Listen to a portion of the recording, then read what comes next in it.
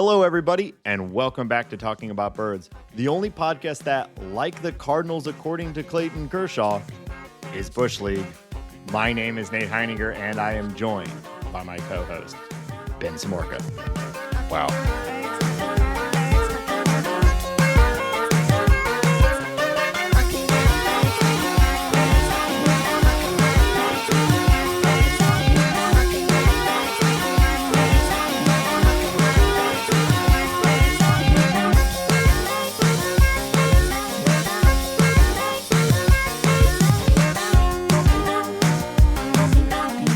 If you have an idea for the opening bit, text or leave us a voicemail at 848-48-BIRDS. Or you can be like in 780 and submit that via the Bird Scored. Thank you in 780 for being a true hero and being a member of the Bird Scored and submitting an opening bit. So thank you for that. Well, I guess, or not, fuck you. We're the show's good now, remember? So that was a really sharp turn you just had there. Ain't no Bush League in this house. All right. How you doing, Hambone? You feeling, we just spent the weekend hanging out together, fresh off 45 minutes with John Mozeliak. How you doing? Yeah. Anytime I come back from St. Louis, it feels like the water's thicker out there or something. It's just the pavement's softer. The water's thicker, the beer's everywhere. I would just feel a little slower when I come back from your great state of Missouri. But I'm feeling just fine. It was a relatively humid weekend, but that is completely dropped since you've left. It's actually been quite beautiful. So you missed it. You missed it by a couple days. That I feel like you always say something like that, and I don't really believe you. That's fine. I don't expect you to. We had a pretty interesting experience over the weekend. We've been talking about it leading up to it, but just in case this is your first episode of the show, first of all, welcome. But also we were a part of what's become known as the Blogger and Podcaster Day at Busch Stadium, which is a nice event that we learned the genesis of the event. The Podfather, the blog father himself, C70, is the Blogger Day father as well. As it turns out, he kind of pushed the DeWitts into doing this in the first place, which was fun to learn and not surprising. And they've done it now for 13-ish years. I think they've missed a couple here and there, where the Cardinals invite bloggers and podcasters and other people in the sort of fan community out there to come to a game. They put us up in a party suite, and John Mozeliak comes in and spends about 30 minutes, 45 minutes doing sort of a sit-down, open Q&A, which is really nice. And after that, the game starts, and we have an open bar and sort of an open buffet of ballpark food, which is great. And I just want to get out ahead of it, and I want to thank everybody there that was aware of the situation. It was quite protective of me, and I can say unequivocally, I did not burn my hand with hot cheese in front of members of the St. Louis. What? You're like a toddler. They protected you? We all have our strengths. We all have our qualities. And you get me around a cheese dispenser and things get a little buck wild sometimes. And so, as you remember last year, I was trying to apply hot cheese to my bratwurst like a true American. And there was a burning. And this year, I avoided that deftly. I think I would say. Yeah. I'll give you a little bit of credit. I didn't have any of the hot cheese last year. This year I made myself some chicken nachos, and it really does kind of like spit out at you. It's not elegant. Yeah, it comes out kind of not exactly where you think it's going to and how you think it's going to. So how you think it's going to, I align with that. I have another question for you though, Nathan. Do you think that John Mozeliak has ever had nacho cheese in his entire life? I heard there was a similar article that I love where someone wrote whether this was when she was still alive, but does the Queen know who Mario is? And yeah, I have to imagine John. He's been around baseball his entire life, basically. He wasn't always, Just saying, we got up close and personal, and he doesn't. Looking at that suit, looking at that skin, I don't know. If you ask, do I think John Mozeliak has had nacho cheese in the last 15 years, maybe 20 years? I feel like it's no. Yeah. That bow tie needs to be pristine. This year this was loose, ready to go. John Mozeliak, he had the button up shirt, but the top two buttons down. He was looking relaxed, ready to go. So no bow ties or ascots this weekend. But no, I don't think he's had it anytime recently. And no, that's his loss, frankly, because nacho cheese is delicious. That is his loss. Poor guy. Yeah. So it was a really fun event. We roll in there. Hambone looking like he's ready to sell cocaine to everybody there. Me dressed like everybody comments else on that. I'm not sure how I feel about that. I was just trying to be easy breezy. What was your overall sort of takeaway from the event? I think everybody went soft on Mo because it's his last year. I thought the question is just a lot of softball questions. Just nobody coming in hot on him at all. Which obviously means I disrespect everybody in that room, of course. Sure. No, it was great. I mean, it's the coolest thing ever. It's like it's why I do this show, is so that we can get have fun experience with like these with people who are equally sick as us. Mm-hmm. So yeah, I mean, it's the best. And not to mention, like last year, the Cardinals got destroyed. We had a great baseball game to watch. It was the Yamamoto Eric Fetty game on Saturday. I'm sure people listening watched that game, but it turned out to be a great game. A pitcher's duel. The Cardinals come back. They walk it off. Nolan Arenado walks it off. It was a great game. So great times. Great game. It was great to see C70 get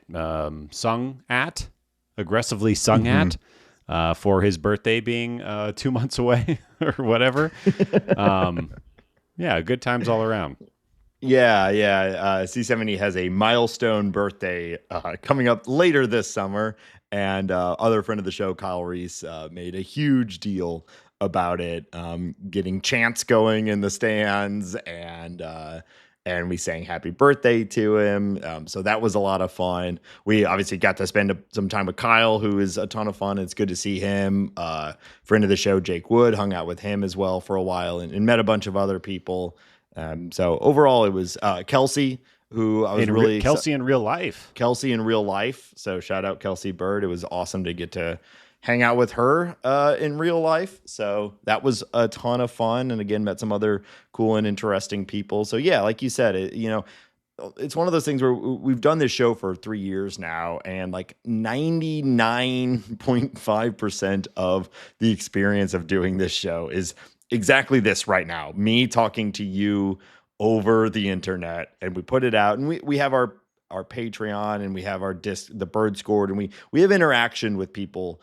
But so much of it is just me and you just sort of putting this out and hoping people are listening. And so these sorts of events are really fun because it does make it feel a lot more real when you're actually like, oh shit, like our stupid little podcast actually has us standing next to John Mozeliak. You and I got a picture with him, and I'm not a big like celebrity hero worship kind of guy. Like, well, I don't think John Mozeliak is a celebrity by any stretch of the imagination. For Cardinals, he is, right? He's the most important person in the Cardinal organization over the last 20 years, right? So, like, I mean, in that way. Okay, I guess.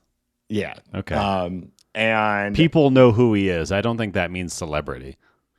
Well, I'm not going to litigate the devil. He's an incredibly important member of the St. Louis Cardinals. Oh my God. Some people, well, I guess what I mean to say is like, it's wild to me that our dumb little podcast has gotten us to the point where we're standing next to this guy, And he's pretending The to like us and know who celebrity. we are. Yeah. Yeah. So it's really fun in that way. It kind of makes it feel more real. And when we asked to take a photo with him, he goes, "I guess I can't say no, can I?" yeah. And then a friend of the show, Brandon, who got to come with us, was fucking around with the camera or whatever, and he goes, "You doing a movie?" And then when he was done with the picture, he's like, "I'm out of here," and turned around and left the room as quickly as possible. That was very smart. Kyle did a fun thing for him where he got a bobblehead made of him to give to him for his last year, and he took it out of the box and was dressed almost exactly like he was dressed that day. So that was pretty funny as well. But you kind of already touched on it, sort of the, I think besides the experience of the whole thing, it was an opportunity for people in our community to ask questions directly to Plesac. Which we don't get a ton of that.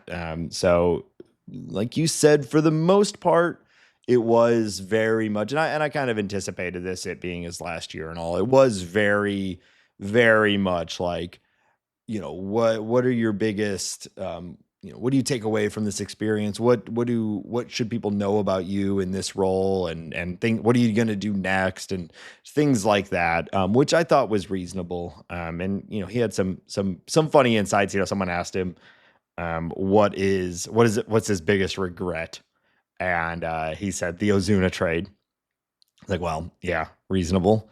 So he also has a new phrase. I noticed he doesn't say ultimately nearly as much. He was saying net, which essentially is the same thing, but he's replaced ultimately with net. So I guess maybe he listens to the show and hears us saying ultimately a lot. But yeah, it was a pretty casual conversation. He said they are not ready to really make any decisions on the trade deadline, though they are very hopeful to be trying to improve the team at the trade deadline, but they really need to see the next 6 weeks play out before they can really make a decision. So I don't know, any other takeaways from the conversation? No, I just shout out Jake Wood he recorded it. He had a fancy little recorder that I was very impressed by. He recorded the conversation and put it on the Viva Alberto's podcast thread. So if you are a sicko like us, go give Jake a listen and listen to that entire recording. Yeah.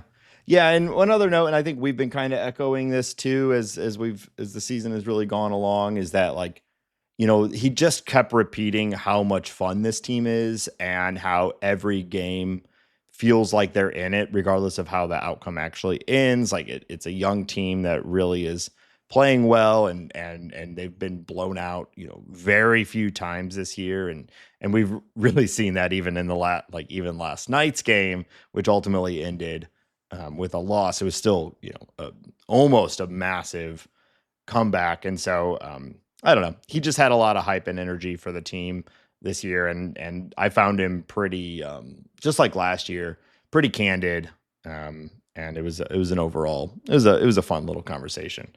And like you said before, we had an awesome game as the Cardinals managed to take 2 of 3 against the Dodgers, which I don't think any of us really saw coming. Almost didn't go that way with the game we saw, but it was a really fun game. So let's go ahead and jump into some news from the last week. A lot of injury and injury updates. We're really here in the season, aren't we, folks? Wow. Hambone, you wanna run us through some of these? Yeah, I guess so. If I have to, Brendan Donovan exits the loss to the Jays with a toe issue.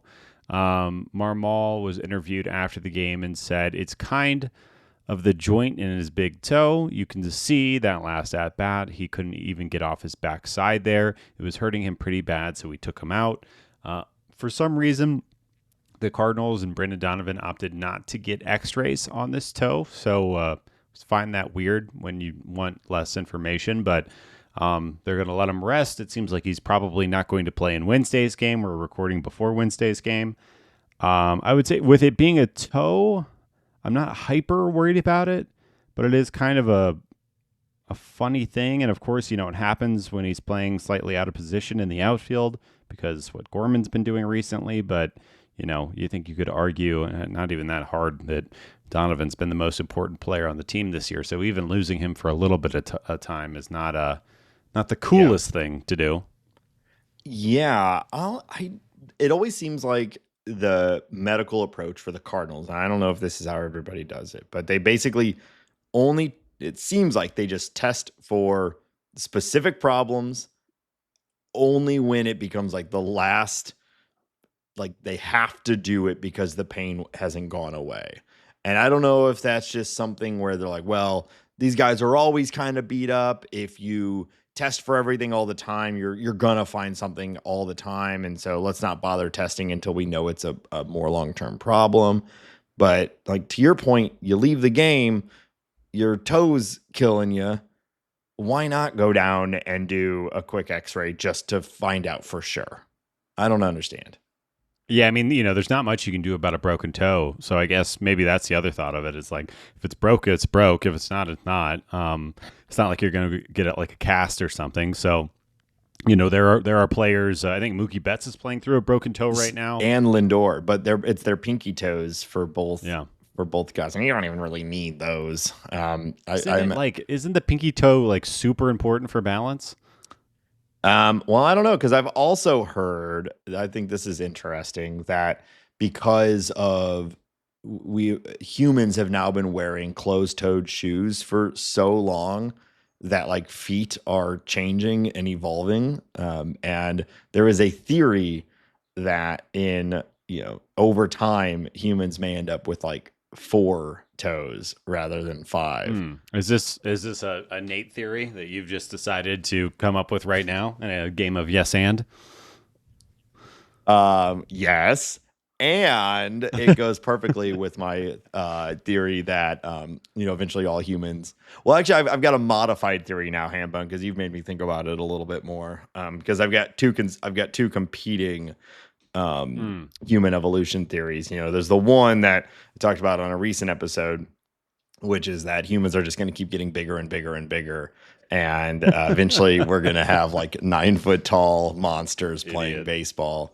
And is the world ready for that? But I've also discussed that human 2.0 is more the model of me, sleek, quick, can't see very well, light, ready to go. So now I think we're going to have branching human evolution. We're going to have the bins, which are these monster, sluggish humans that just are giant and capable of carrying things. And then we're going to have the small brains of the operations, the Nates, I'll say. And they're going to probably ride around on the backs of the bins. Yeah. And sort of control. Makes a lot of sense. Yeah. It's funny for being so slight. They'll all have 4 toes. I'm not done. For being as slight as you are, I wouldn't say that you're necessarily light on your feet. You kind of clomp and stomp and stumble around. But I'm going to, instead of hearing your retort, I'm going to say, speaking of 9-foot tall humans, let's talk about Jordan Walker, Nate. See, that's the bad vision side of it, though, Hambone. That's why we ride around on the backs of the bins. Sure. So we don't need to. Let's talk about Jordan Walker, though. All right, let's talk about Jordan Walker. Idiot. You've made everybody dumber today. Jordan Walker is dealing with left wrist inflammation. He went on the IL May 31st. That was retroactive to May 29th. He's expected to return in the middle of this month, so hopefully in a few days. And good news, Nathan. He's showing significant progress. Took batting practice pain-free for a second straight day, per Ali Marmol, and he is going to start a rehab assignment on Thursday, the day this episode comes out. Holy cannoli. Yeah, I'm glad that everything is turning out to be the way they had hoped it to be so far, at least, that this was very minor and the IL stint wouldn't be very long. And that certainly looks to be the case. I'm a little surprised they're even doing a rehab assignment, but I figure why not, right? Get him a few PAs against that pitching and make sure it's fully healthy. I'm glad. I'm ready for him to be back. I'm hopeful. We were starting to see. I know you and I were both very cautious about this because it was a very small sample size, and we still weren't seeing like a ton of power. But the plate approach was getting better, and some of the on-field results were getting better as well. So I'm hopeful he can pick up right where he left off. And I think we'll all be glad. Something I did not expect to say. We'll all be glad to have that defense back in right field as well. Yeah, I mean, watching Burley out there for the last couple of weeks, or not even a couple of weeks, I guess 10 days or so, hasn't been the most inspiring thing of the season. And with him, and I know people like Brendan Donovan in the outfield, but with him and Donovan in the outfield, and it just, or Valade coming in for defense, it just not been my favorite rotation right now. The good news is other guys are hitting, so it makes it a little more complicated when Walker comes back, but they're going to find him a spot. He'll be over there in right field. And yeah, definitely agree. I'm looking forward. And man, oh man, I really hope he picks up right where he left off on that approach. And like you said, just hitting the ball hard. Maybe not necessarily in the air, but hard. Yeah. Yeah. It was one of the more exciting parts of the month, of May was Jordan Walker producing at a relatively high level. I mean, he had like a 900 OPS through most of May. So, pretty excited. And with some of these other injuries, the Cardinals need all the help that they can get to keep this run going. No doubt. Matthew Liberatore is starting today. We're recording pretty early, obnoxiously early on Wednesday. Too early for me. I hate it. Well, it is your fault, though. So let's be clear about that. I didn't think you were going to throw me under the bus like that. It is a morning record. I got my coffee here. But we're doing all right. We're also dealing with, we got some lag issues going on this record too. So hopefully they're cleared up by now, but maybe the first part of the episode was a little chunky and, I don't know. I don't know. We're fighting against God this morning is what it feels like, but, Matthew Liberatore, last start, obviously it didn't go super well. He had some quote unquote fatigue related issues. Before he was pulled out of the game, his fastball was sitting around 92 miles per hour, which is obviously not fantastic. Interestingly, the Cardinals did decide to start him today. I wondered if it was going to get pushed back or if he was going to get skipped in the rotation. And I don't want to talk about it too much because I think just watching today's start is going to tell us a lot about where Libby is and if he's going to bounce back, and if it was just a fatigue thing, maybe, I'm sure it was hot that day and sweaty or whatever's going on, but hopefully he bounces back quickly and has a great start against the Jays today. Yeah, I'm a little surprised that he's starting tonight, considering what everything was said after the last start. But I guess I'm kind of glad that he's starting. I guess I have to have some degree of trust, warranted or not, in the the medical department's evaluation of him, and if they feel, despite the fatigue related issues of last week, if he's ready to go, he's ready to go.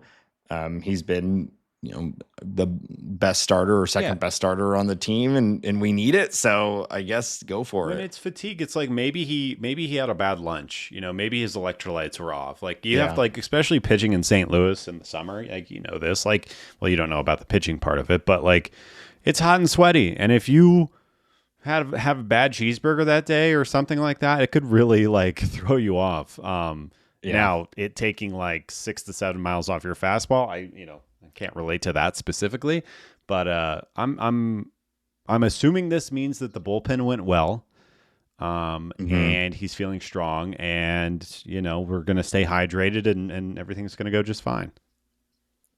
Yeah, so we'll hold our breath, cross our fingers, knock on some wood, cross our legs, do the little potty dance, all the things we got to do in order to be there for Liberatore, because certainly need it. The starting pitching is him being good. It's going great. Him being good has become like one of the most important things for the Cardinals this season. Yes, this season and beyond. You know, to infinity and beyond, really. Okay, that was good. Yeah, one of the big questions coming into this year was who is going to pitch for the St. Louis Cardinals next year, and Liberatore certainly seems to have established himself as one of the answers. So hopefully, maybe this is just growing pains of a young guy getting used to the starting rotation as well. Yeah, I guess we'll find out. The Cardinals made another move as they try to bolster the pitching. They have signed right-handed pitcher Zach Plesac to a minor league contract. Yeah. Zach it's a kind of a known name if you've been paying attention. He had some time with the Guardians and was kind of hyped at different times. Never really put it together though. That Cleveland pitching factory though, he's got. Is this a Cerfolio move right here? Is Cerfolio saying, "Go get my guy, go get my Guardians guy"? Oh, sure. Possibly, because there was a time, not that long ago where Plesac looked like another, Guardians pitching development win, and didn't quite go that way, which is why the Cardinals are able to get him on a minor league deal here way after the fact. But maybe there's some upside here. You have a few notes on what he's been doing recently. You want to run through those? Yeah, so you may remember the last time Plesac was in the bigs, he was with the Angels, and that was really for a quick cup of coffee. Got kind of beat around. So he's been trying to reestablish his big league viability this year by catching on with the Long Island Ducks in the Atlantic League, which is an independent league.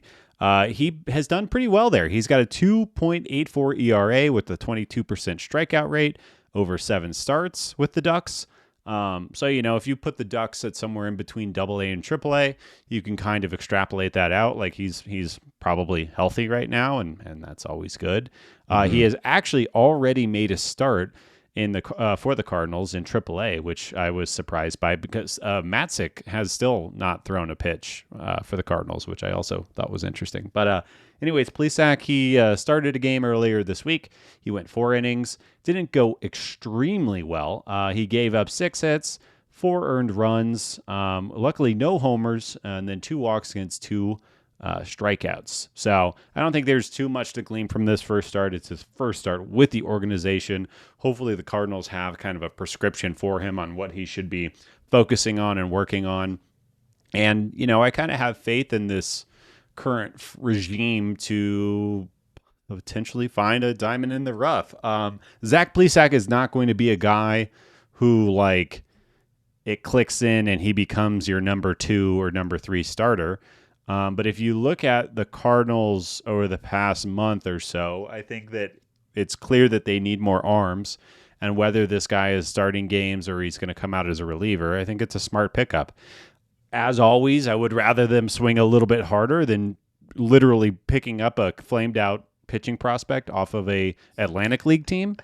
You could probably go aim a little bit higher than that. But this guy's 30 years old. He has major league experience. He's been pretty good in Major League Baseball before. But again, this is not our white knight coming to save the day or anything like that. No, you kind of want both, right? Like I want the Cardinals looking for these sorts of guys. There are stories every year about this guy. Like, oh, he was delivering for Uber and now he's back in the bigs and he's their 8th inning guy or whatever. Like those stories happen, and maybe this is one of them. And I like the Cardinals casting a wide net, looking for talent and really paying attention. So I think that's great. I do agree with you that, hopefully the work that's being done to bolster this pitching staff, which it certainly needs, is not exclusively looking for bargain bin, guys who are now throwing in the Atlantic League.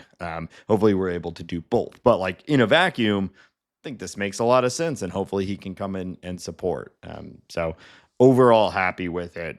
But yeah, I think we all can see that if the Cardinals are going to maintain this success this year, they're going to need more pitching, specifically starting pitching, which everybody does. I think this is also probably a little bit because while they're both now healthy and throwing, Tink Hence and Quinn Matthews both having injuries at the beginning of the season, completely slowing down their development.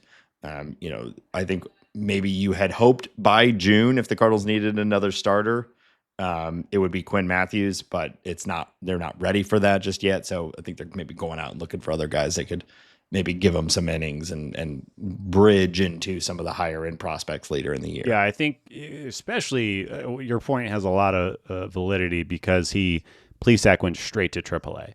He went straight into bolstering that and soaking up innings there. So this could just be a depth piece that never even sees the light of the Major League roster, and that's fine too. Right. Yeah, it's good to have options. All right, so now sitting here on June 11th, the Cardinals are 5 games above 500, so still winning. Had the good series against the Dodgers, have lost the series against the Blue Jays. We'll hopefully avoid the sweep today. Really exciting game last night. Could have gone either way, but it is what it is. So they lost the series against the Blue Jays. We knew this was going to be a tough week of baseball. And frankly, walking away from it, hopefully with a split when you have 3 against the Dodgers and 3 against the Blue Jays. I think we take that. Blue Jays are hot right now. The blue they are very. I mean, we've seen them the last 2 nights. They are swinging them bats. So yeah, I agree with that. And I think the real headline, and we already talked about it, taking 2 or 3 from the Dodgers. I'm much more that I am going to write that down and pin this Blue Jays series. It's you're catching a hot team at the wrong time. That happens. That's how baseball go. Yeah, totally. So let's touch on some of the on-field things from the last week. I think we got to start with Nolan Gorman.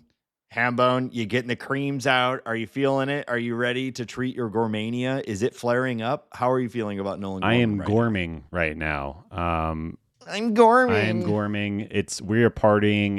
It's really fun to have a power bat in the middle of the order. I think I saw last night on the broadcast that he is a home run away or 2 from breaking the Cardinals second base home run record or home runs at the second base position, which is crazy because the start of his career has been so choppy. But it just tells you how much freaking power this guy has when he's in the lineup and he's striking out below 37% like he was last year.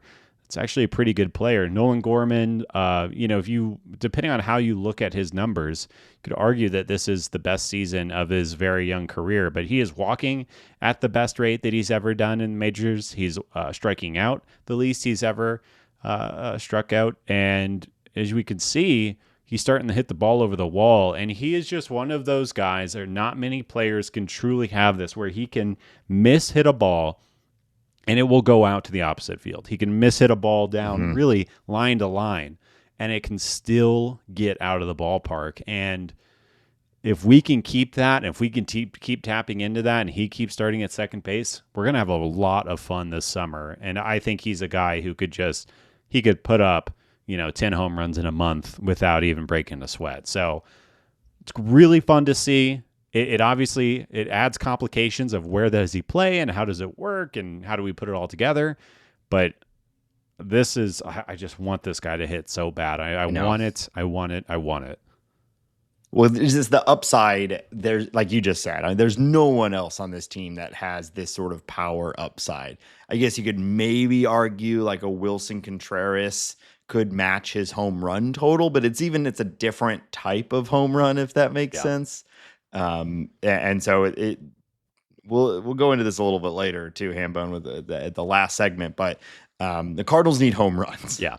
They need them desperately. And this guy is your most clear path to having home runs where you weren't getting them before. So him playing well is a huge boon. I wonder too, we talked about this a little bit last week. There will be another lineup crunch here pretty soon. Even as quickly as Walker coming back would be a pretty clear path to Gorman losing at bats. Of course, Donovan maybe being out, which we don't want. I would not take that swap if given the choice. I would rather have Brendan Donovan playing every day than Nolan Gorman. I don't think that's a crazy take, but him being out gives Pat the playing time. But if those guys are both back, I think it's obvious, Nate. Really, it's obvious. Ivan Herrera has to be a catcher.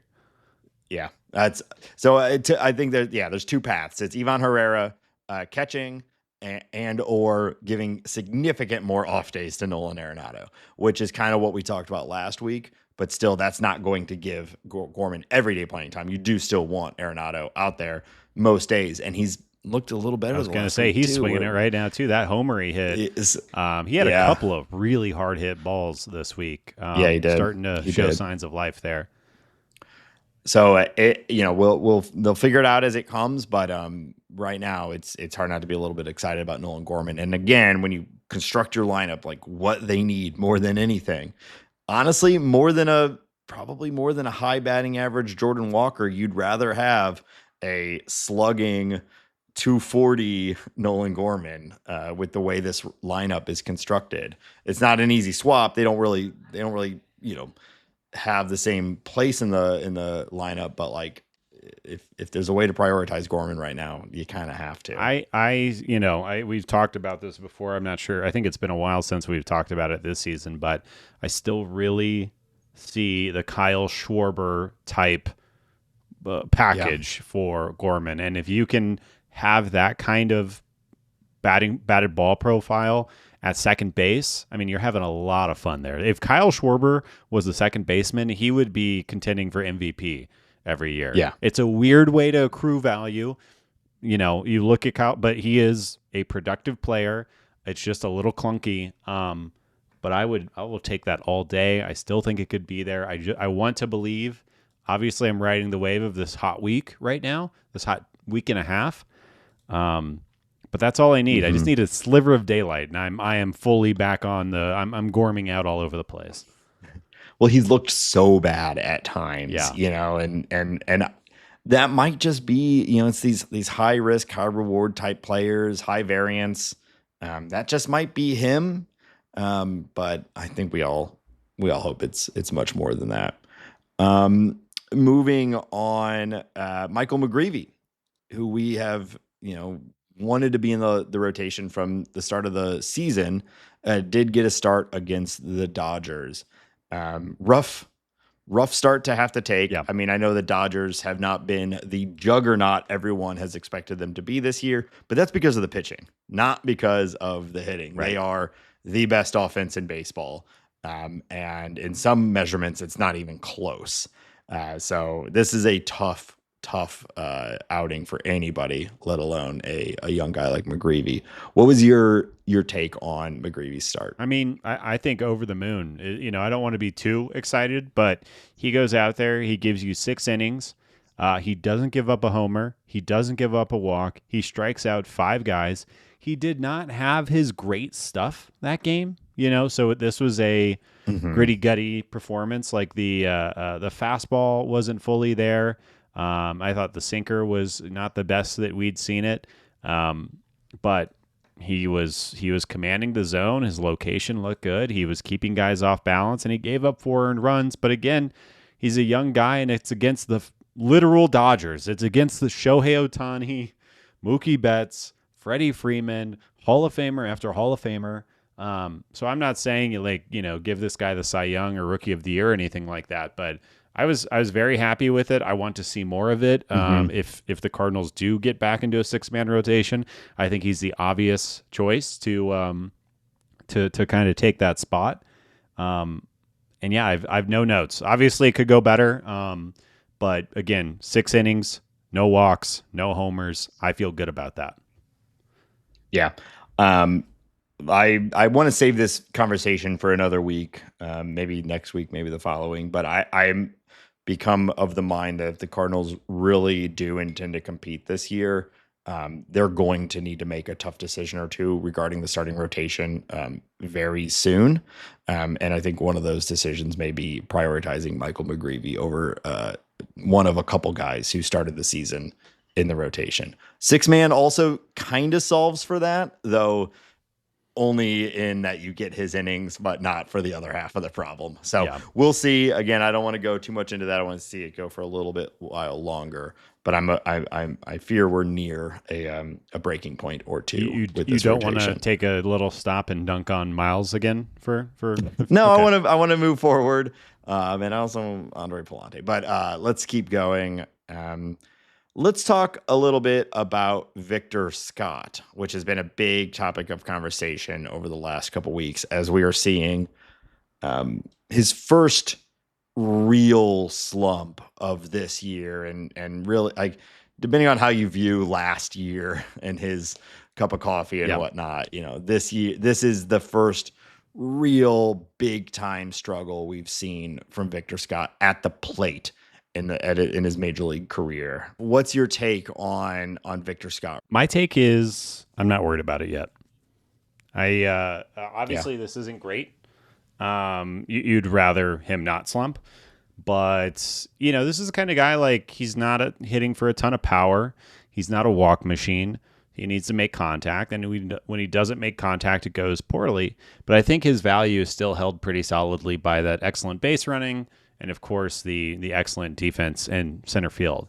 So, like, I was kind of looking into the numbers and hoping that we could do a little, talking about Bird's magic or a bump for Victor Scott, but I don't really see anything that's going about his process or anything that's going really poorly.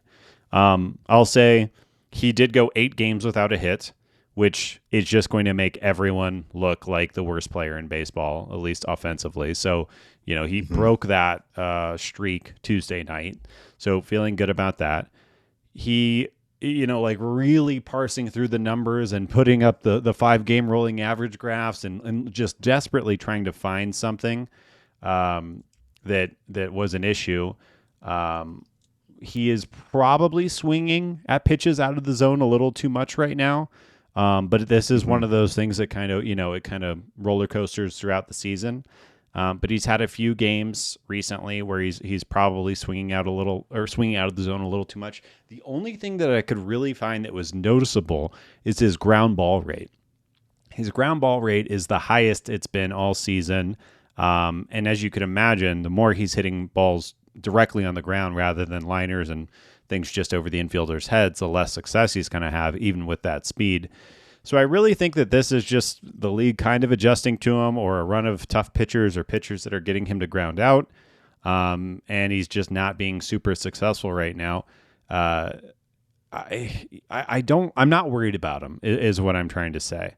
I think that it'll come around. He's got enough defense to keep him up. If this continues on for another month, then I think we start hitting that big red button about what the heck do we do here. But even with this slump, even with 8 games in a row without getting a hit, I think he only had like 1 walk in that 8-game set too. His WRC plus is still higher than McGreevy than Ciani's was last year. So I think he's going to come back around. I'm not worried about it. I think he's going to make the adjustment. And I also think, like, a little bit of good luck here and there makes us look a lot better. It's hard to go that many games without getting a hit. And he had some high exit velocities. There was, can't remember the number off the top of my head, but there were more than 4 or 5 balls hit 100 miles per hour or harder during that time. And, you run into some bad luck. You have a little bit of bad process, and it looks like the bottom is falling out. But I'm not there yet. I think we're going to be just fine. I think we'll check in on this again. But, he got a hit last night. I think he's going to start. I think he's going to start pulling it around. Yeah, you said it already. Adjustment, right? This is the standard process for a big league, evolution. He's new to the league. He comes in. He starts hitting pretty well. League starts to figure him out, change the approach. Now it's his turn to change his approach. And the question will come down to, is he able to do that? Is he able to make that adjustment? I looked under the hood a little bit as well. And on top of what you saw, The only thing I could find that stood out to me is that the only pitch he has a positive value on, meaning like this is the only pitch that he produces positive results on, is the four-seam fastball. Yeah. Everything else is either neutral or negative, and it seemed to be, to me, the more movement it has, the more negative it was. And that is kind of normal, especially for a guy with his profile and his first year in the big leagues. You've heard that anecdotally too. Like, the biggest difference between minor league pitching and major league pitching is the movement. And either you adjust or you don't. And we'll see. They're definitely seems like they're attacking him with movement. That's the name of the game in the modern game, movement or velocity. And he's got to be able to hit it. So hopefully he can make that adjustment. But I'm not worried yet either. It's felt bad. That's a pretty extended streak. But he's young. He's hungry. I think he'll be fine. All right, let's move on, and we're going to talk about the upcoming series and league news and a little game here at the end. But before we get to all that, we, of course, want to remind our listeners that this show is listener-supported on Patreon.com. Patreon.com/talkingaboutbirds. You can find all the different tiers we have and the different things we offer to our subscribers. We really appreciate those who have subscribed, and if you're out there considering it, we would love it if you'd go and take a look. A bunch of different perks, but subscribers of any level get access to the Birds Gourd. Mentioned it earlier. That's where people are constantly roasting us, which turns into opening bits, which I appreciate. It's all content, baby. Yep, even though the show is good now, we've got a bunch of great people in there talking about the Cardinals, sort of doing like game day chats and posting links and things from around the league as news comes in. So it's a really good way to stay connected to the Cardinals and also speak with some other Cardinal fans and other fans of the show. So check it out, Talking About Birds, or patreon.com/talkingaboutbirds. We also appreciate anyone and everyone that takes just the minute or so, if that, to take out their little device and leave us a review on their favorite podcast platform. You can write something or just tap those stars. Either way, it really does help. It is still one of the number one ways for shows to grow their reach and to show up more when people start looking for things like Cardinal podcasts online. So we appreciate if you take the time to do that.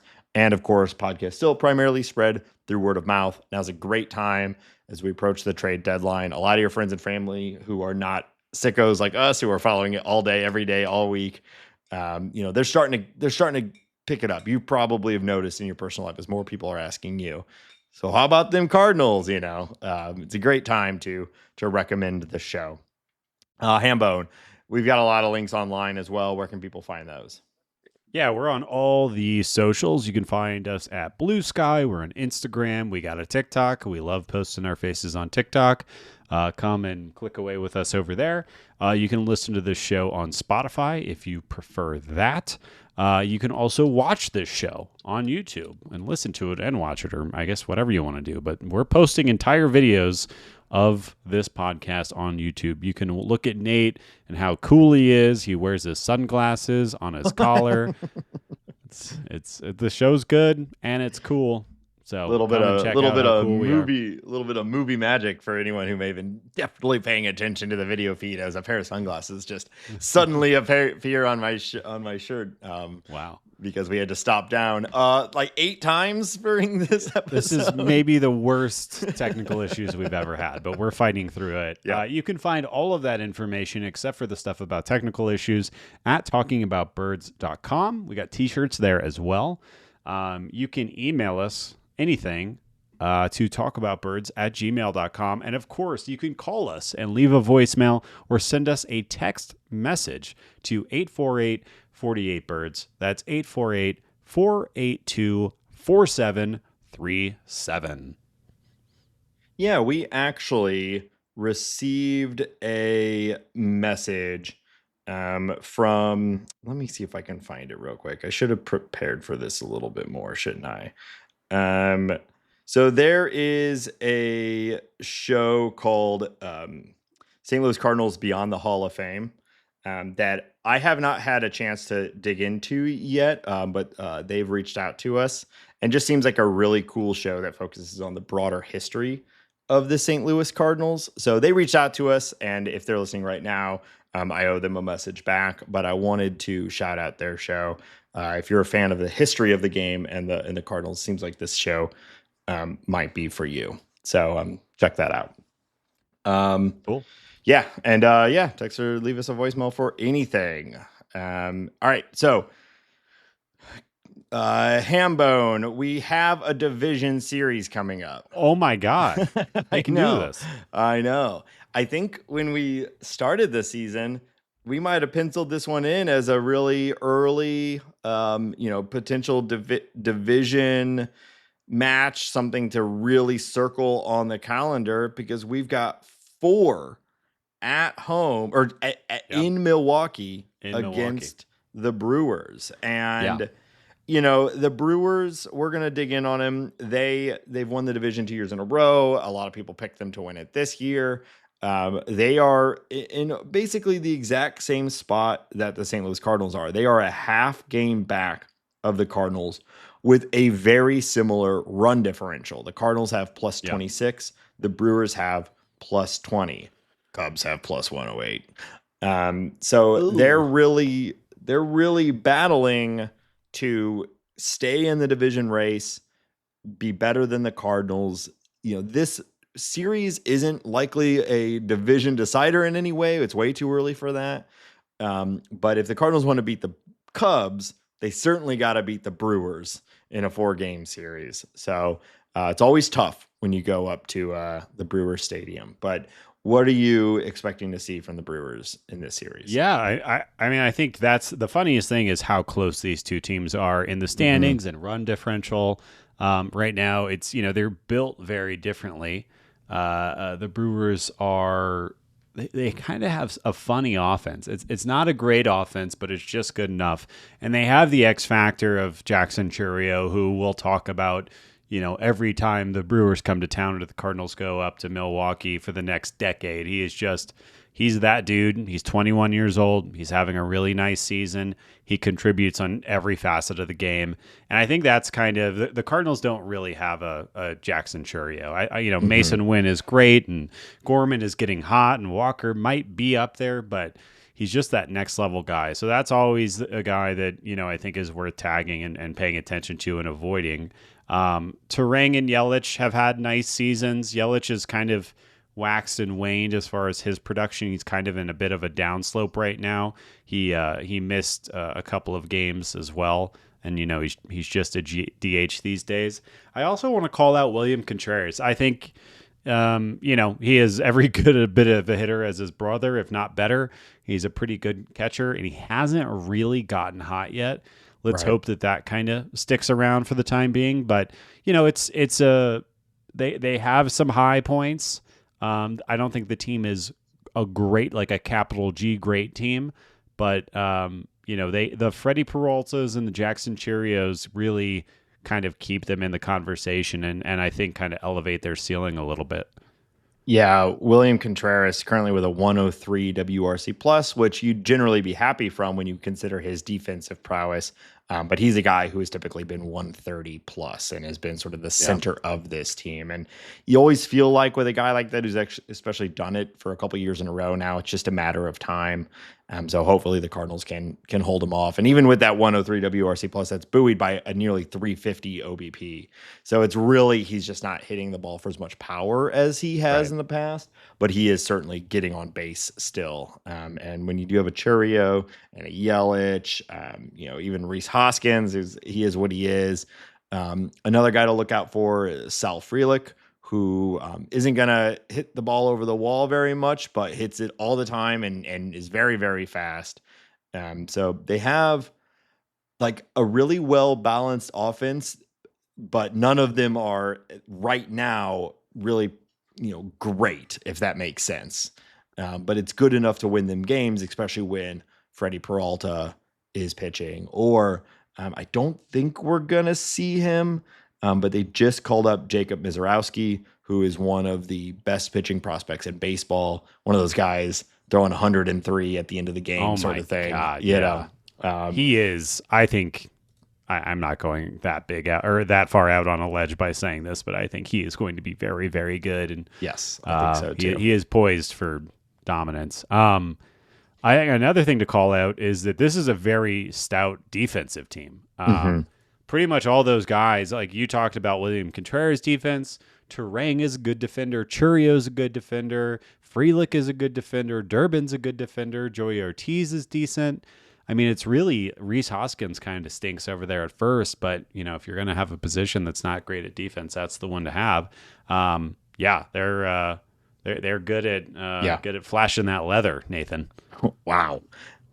So I am looking at the matchups now, and in fact, they will see Mizorowski. So it looks like I think that's the Thursday game, isn't it? Yeah. So the first tomorrow, it'll be Mizorowski against Gray, Jose Quintana against Fetty, Peralta against Palante, and Priester versus Michaelis. So quite a mix there.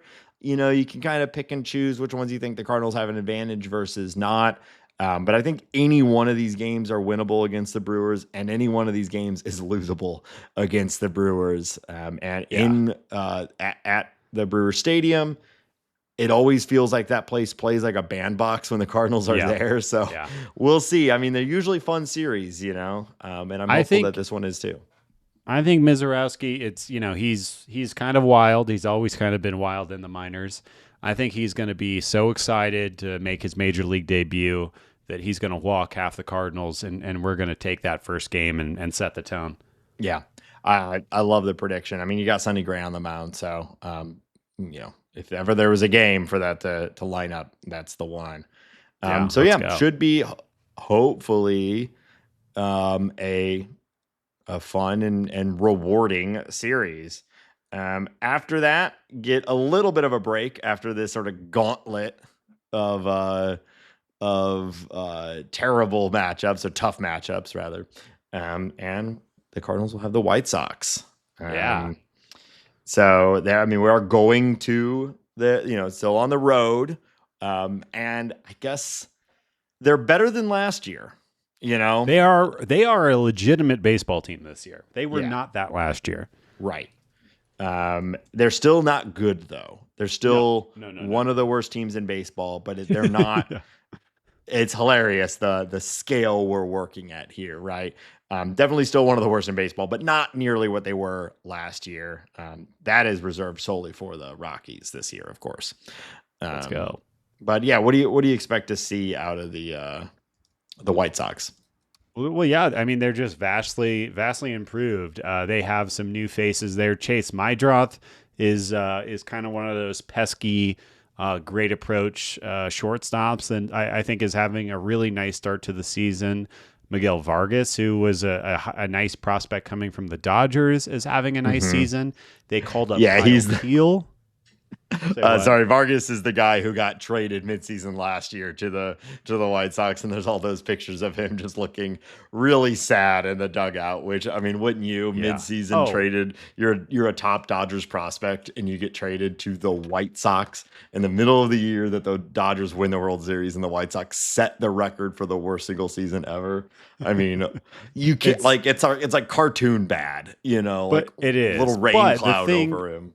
If Miguel Vargas and Kyle Teal want to look on the bright side of it, it means that they get to start as many games as they can, and they're going to really, they're going to get they're in the heart of the lineup. They're getting some serious major league playing time. Which, if Teal was on the Red Sox and Vargas was on the Dodgers, that wouldn't be happening. So I say, take advantage. And maybe, I don't know if you're a big fan of Teal or not, but maybe those two guys are the ship turners of this franchise, and they're going to be the stalwarts that make them relevant again. Maybe not, but I think they could do it. Yeah, Teal has had a pretty good start, only a handful of games, but he's been hitting the ball, so we'll see. Relatively well-regarded prospect. Big part of that trade. He was the centerpiece of that trade. They've got another interesting catcher, Cuero, who's been playing okay, so it'll be interesting to see how they balance those two. But right now, Teal is the one they're sticking with. So, from a pitching standpoint, We got Sean Burke, Davis Martin, Adrian Hauser, and that'll be it for that series. So you may remember Hauser. He used to be a Brewer. I don't know anything about Davis Martin. That might be an opener. They do that over there. I don't know anything about that guy. And Sean Burke is interesting at the least. He can strike people out. He's had some very good starts in his young career. He's also quite wild at times. I think that's usually a pretty good matchup for the Cardinals. They'll have Liberatore, assuming he stays unfatigued in that game. But he's probably the best pitcher of those three. But none of them are particularly running away with it right now. Should be a good series for the Cardinals. This team is still not good. They are much better than they were last year, but they are still not good. Yeah, low bar to clear, but they are better, and they're winning some games. Of course, Luis Robert, he still has he's having a interesting year, but you never know with him. He could hit 3 home runs in a game. I guess I didn't realize how bad Colson Montgomery is. I was going to say, when are we going to see him? But I'm looking at his numbers right now, and he is having a hard time down in the minors. So never mind. We'll move on from that. Yeah. You already mentioned him, but Mydroth has had a pretty interesting start. So there's a few guys. You can start to see the I'd shape buy stock of in Mydroth. I like how he's doing it. Yeah, you can start to see like maybe what a future successful White Sox team might look like, centered around a Vargas and a Mydroth and a Robert if he's still there. Though they really should trade him. Feel bad for the guy. He's starting to hit a little bit, so maybe he will move. Yeah, certainly feels like this is the deadline to do it. But they also probably said that last year. Should be a good week of games. 7 games. We love it. We love a full week. Let's go ahead and get into some league news. Hambone, what have you got for us? We'll start with some bummer news. We kind of knew this was coming, but Corbin Burnes is set to undergo Tommy John surgery. They were getting a second opinion last week. That second opinion came back as they're going forward with it. So obviously a huge bummer for that team, huge bummer for baseball because Corbin Burnes is one of the top 10 pitchers arguably in the game. Just stinks to have a guy like that go down for the whole year and next year too, I guess. Yeah. Feel bad for the butts and cracks. That's the life of a pitcher. So he'll be back in 2027, probably. He'll be 32. So still, hopefully, plenty of gas left in the tank. But yeah, it's tough. Yeah, him and Montgomery down this season is just not how I saw it going for the butts and cracks. Sorry, but I think Zach Gallen's going to turn it around. Merrill Kelly is still really good. Brandon Pfaadt should probably be pitching better than he is right now. I think things shouldn't go too bad for them for the rest of the year if they can get some people getting back to where they should be. They'll have an interesting choice, much like the Cardinals probably, on what they do at the trade deadline. If they try to keep it going and buy and patch these now gigantic holes, or if they decide to just sort of let it roll and see what happens. Yeah. Yeah. All right. We already talked about it, so I guess we don't need to talk about it right now. But Mizrowski comes up for the Brewers. Yep. He's lanky. He's tall. He throws hard. I'm kind of excited. We get to watch his first start, one-on-one like that. That'll be a lot of fun. And other top prospect news, the consensus number 1 prospect in MLB, Roman Anthony, finally gets called up with the Red Sox. The Red Sox, so first off, full stop, very exciting. He's 21. Yes. I think he's the youngest player in MLB right now. There was some video going around the other day of him hitting an almost 500-foot grand slam. Obviously, he seems like he's going to be a good player for a long time. And then the Red Sox kind of in this weird issue where were they messing around with his service time and then he forced their hand? Was this because Devers wouldn't play first base and DH was blocked and they didn't know exactly where to play him? Kind of a weird situation, a weird season for the Red Sox, but I think it's ultimately good. I think the the argument of Roman Anthony is not one of the best 9 players in your organization just could no longer be ignored. He was having so much success, and it's just, I think, good for baseball when players like this are actually in the big leagues. Yeah, I'm less like conspiracy minded on that as far as like they were manipulating service time sort of thing. I think the Red Sox find themselves in a position that the Cardinals have found themselves in quite frequently over the last handful of years, which is like when you run down that lineup, like who do you actually want to take out? Who would you get rid of? And that's actually a pretty hard question to answer for the Red Sox when you kind of like most of those guys, even if they're not necessarily producing right now. You want Christian Campbell in there. You want Wilyer Abreu seems really good. You've got Jarren Duran. You could argue Trevor Story is really struggling and could probably be dropped, but they're paying him and he's got the track record. So I think it really was. They're just like, why do it yet when we like most of the guys? And then it got to the point where it's like he's hitting so well that you just like kind of be damned, like someone's going to lose their job because he's clearly better. So that's at least my take on it. I don't know. Yeah. And I think, this was also partially due to injury. They have a pretty stacked IL right now. Tristan Casas, who's of course done for the rest of the year. Bregman is out for at least a couple of months. Wilyer Abreu just went on the IL. And Masataka Yoshida has been on the IL all season. So a lot of talent down there. And yeah, it's probably a little bit of this, a little bit of that for as far as him coming up. But excited to watch him play. And like I said, youngest player in baseball, very, very fun. Yeah, absolutely. Hopefully he sticks. I mean, like most guys probably do well, probably struggle a bunch. He's 21 years old. So always fun though. And then the last thing I wanted to talk about, I just have it written Denzel Clark on the outline here. Yes. And I don't know, I might have a new favorite player in MLB. Looking at just the catches that he's made recently, particularly, if you not see the catch that he made against the Angels the other night, the majority of his body was hanging out of the stadium. I believe that he climbed, it was almost 12 feet or jumped up almost 12 feet in the air to rob a home run. No hyperbole. One of the best catches I've ever seen. I can't believe he could get up that high. I can't believe he made the catch. And it's not the first time he's done this. He's robbed several home runs already. He only has 17 games played in MLB with the A's.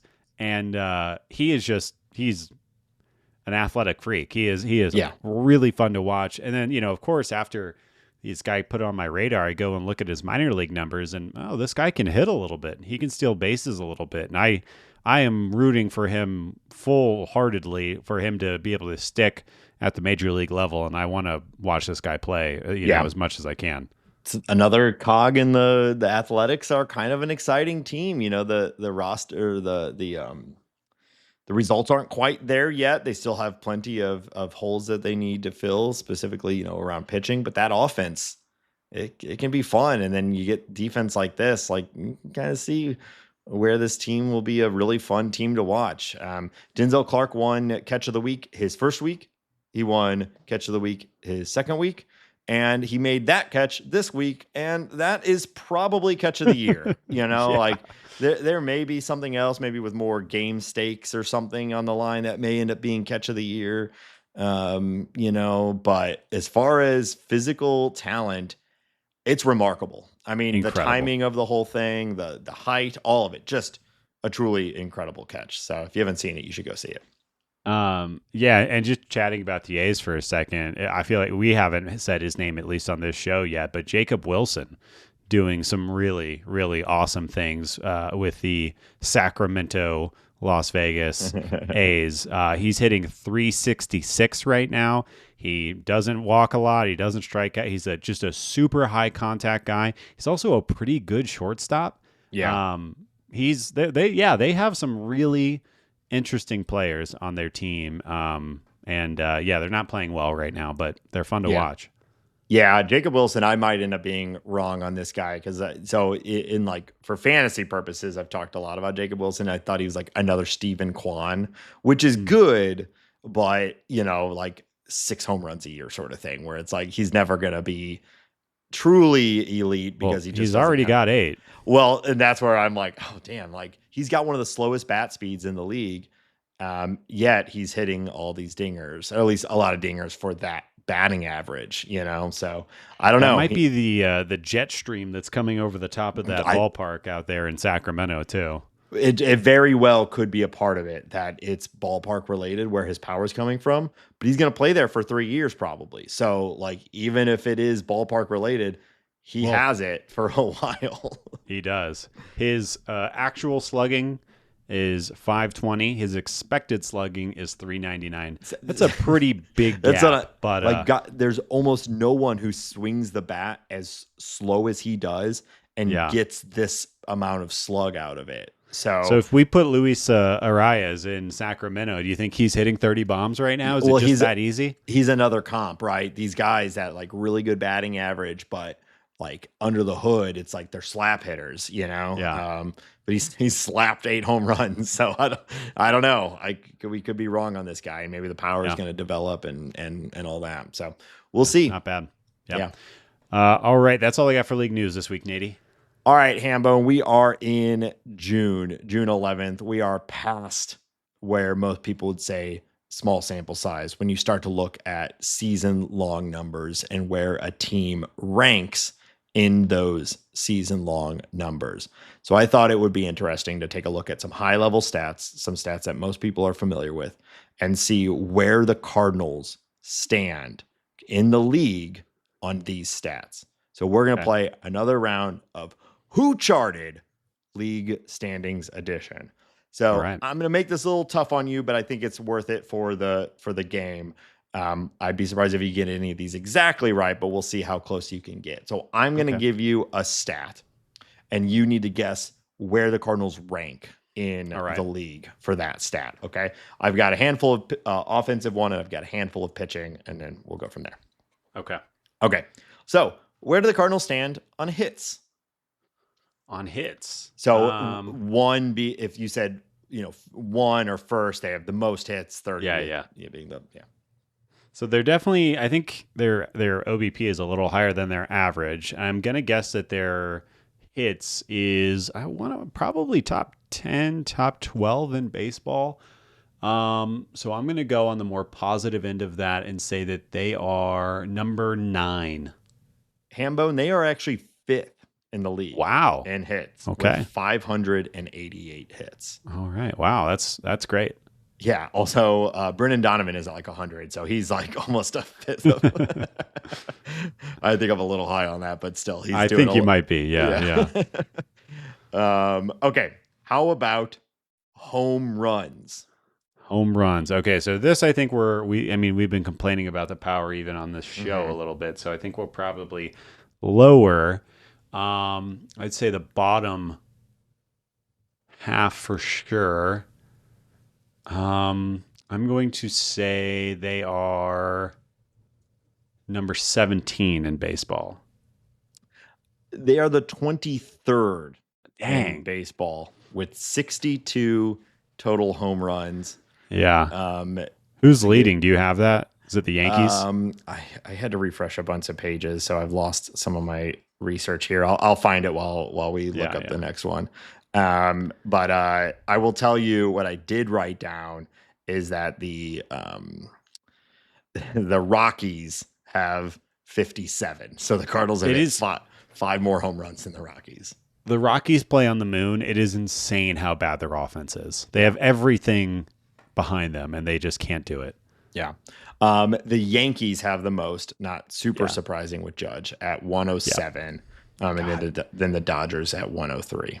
Judge, I was reading an article yesterday that Judge is on pace to set a WRC plus record, all-time record. Yeah, we're seeing about as close as you can see to a Barry Bonds type season in the modern game. Just like a full step above everybody else. It's crazy.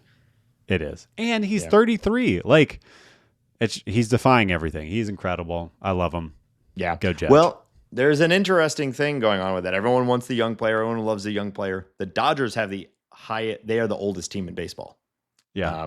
So Yeah, but they're like an older Hall of Fame. Like we talked about this with Paul Goldschmidt. Like yeah, I'll take an older Hall of Famer over pretty much anyone. Like there's still a Hall of Famer. of course, and obviously, you're like, it's Shohei Ohtani's 30 and Mookie Betts is 32 and Freddie Freeman is 30. But point being, like, you just because you're 30 or older doesn't mean you're done. And a lot of teams, a lot of, I think, fans are just looking for like the 23-year-old. It's like that is so rarely a valuable player.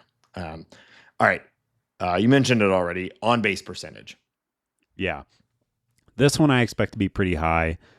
If hits were top 5, I'm going to guess that OBP is top 5. So I'm going to say Cardinals are 4th in baseball. No, they're actually 7th with a 328. Damn. So they are lower. I will say, they are it's the difference between the Cardinals at 7th and the Diamondbacks, which are 3rd. They are a 333 and the Cardinals are 328. So, 0.005 difference. It's all very clumped up there. Okay. But the Yankees, again, at 345 are at the top. Yeah. Aaron Judge is currently getting on base at 491 clip, basically half the time. Yeah, it's insane. Okay. Last offensive stat. This one I did expected WOBA. So I thought this was an interesting one to look at. If you're unfamiliar, 300 is usually kind of the bottom, and it's this all collective stat. The higher, the better. And it looks at underlying numbers. So what should your results have actually been? Yeah. Where do the Cardinals land in expected WOBA? So WOBA, it's, it likes walks. It likes hard hit balls. It does not like strikeouts. So the Cardinals are good at some of those things. I'm going to say that they are 11th in baseball in xWOBA.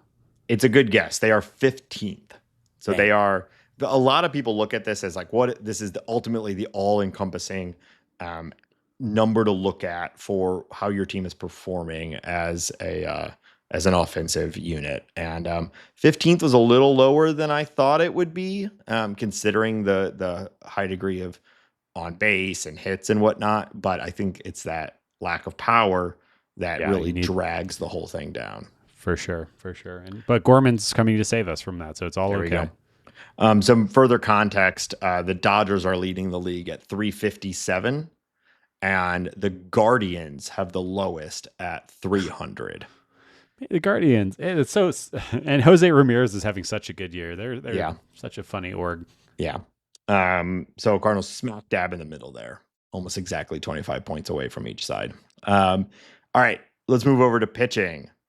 Right. Hambone, where are the Cardinals in strikeouts? So strikeouts pitched. Low. I'm going to say they are 26th. 29th. Oh, I was even being positive to them. Wow. Okay. Yeah. That's rough. I was looking, I know Fetty, Michaelis, and Palante are in like the bottom 10 of strikeout rate for starting pitchers right now. Yeah. I think Fetty's the worst. 474 total strikeouts. There are some starters who have surpassed 100 at this point in the rest of baseball. Woof. Yes. Okay. Yeah, Tarek Skubal, I think he passed that a couple of weeks ago. Yeah. Boy, he'd look good as a Cardinal, wouldn't he? Oh, man. All right. Hambone.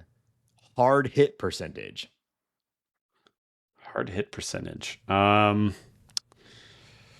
That feels like, so we hit the ball hard. It's just not going over the wall. Like, we have the Jordan Walkers. Well, hold on. This is hard hit percentage. Sorry. Yeah. Yep. Given up by our pitchers. Okay. I actually think that's probably kind of high too. But I'd be guessing a higher number because it's worse. I'm going to say we are 21st in MLB in hard hit percentage given up. They are 29th also in hard hit percentage. Oh, no. 43.1%. Thank God for that defense. Yeah. So second to last in strikeouts, second to last in hard hit percentage. Okay, let's keep going though. This one's a little tricky. Launch angle. Okay. So if you are first, you're giving up the lowest launch angle. And if you're 30th, then you're giving up the highest launch angle. Now, there's obviously a sweet spot there. High launch angle can be bad also. But, generally, the higher, the lower the launch angle, the worse more for success. The more success, yes. So where are the Cardinals in launch angle? I mean, Palante alone, I mean, he's the best in baseball at this. So I think that's going to put them pretty high up there. I think that they're probably top 10. And maybe I'm being too bullish, but I'm going to say they're number 8. Hambone, they are second in lowest launch angle. Okay. As a staff. That's how you get away with no strikeouts and hard contact, is being the best at getting the ball on the ground. So you can kind of see the story that we're telling here, right? They're not striking anyone out. They're not giving up, or they're giving up almost the most amount of hard contact in baseball. But that launch angle is low. Everyone's hitting it hard and down. Yeah. So, Hambone, how about walks? Walks given up as a staff. I think this is going to be pretty low too. This is, I've been frustrated by some of the bullpen and their walks, but as a staff, I think they'd be pretty good. I think that I'm going to put them at kind of right in the middle of that top 10 again. I think I'm going to put them at 7 in baseball and walks. They are third in walks. There we go. That's another way how you get through all this. Yeah. Yep. And then finally, home runs allowed. I'm going to guess this is, you're not giving up, cookies. You're getting a lot of ground balls, but you are giving up hard contact. I'm going to guess this is lower as well. Give me.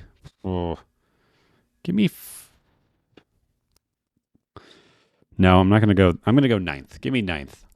You almost said it, Hambone. They are 4th in.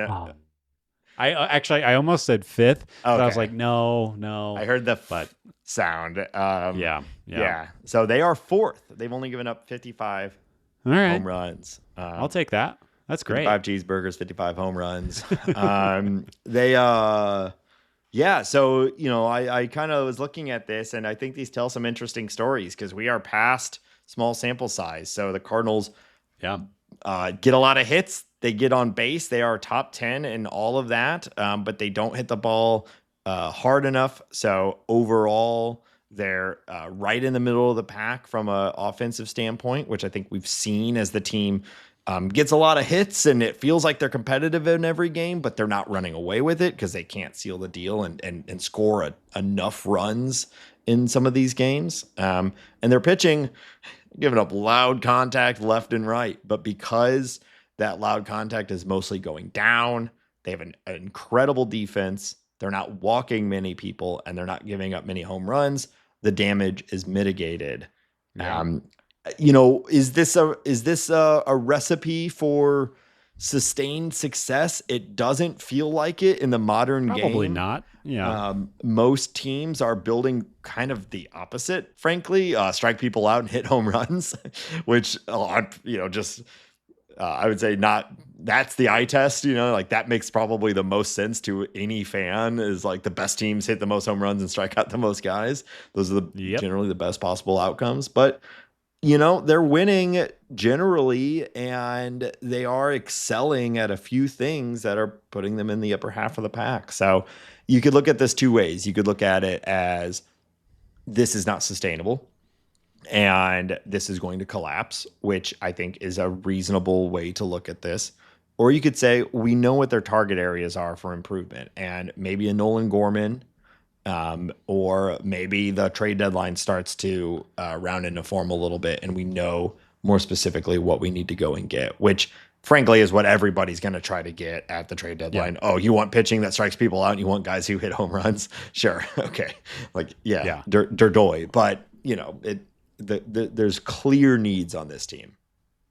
Yeah. I think you can tell the story of, well, if Gorman starts to hit for power and Contreras keeps doing that thing, and Newt and Jordan Walker comes back and starts hitting the ball over the wall, you can see that unfolding pretty well.